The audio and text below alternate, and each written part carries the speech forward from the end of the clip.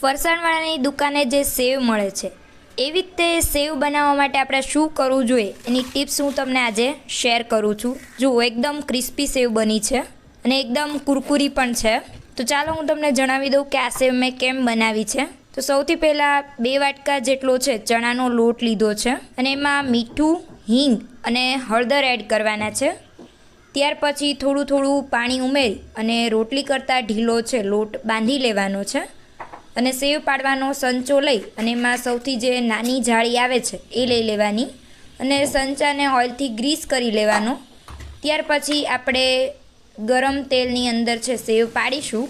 ગેસની ફ્લેમ છે તમારે મીડિયમ જ રાખવાની છે અને આ સેવને છે તળાતા આપણે પાપડ શેકીએ એટલી જ વાર લાગે છે। તો તમે પણ આ રીતે છે ફરસાણવાળાની દુકાન જેવી સેવ છે ઘરે એકવાર ચોક્કસથી ટ્રાય કરજો, સેમ ટુ સેમ એવી જ બનશે। હવે મળીશું નેક્સ્ટ વિડીયોમાં।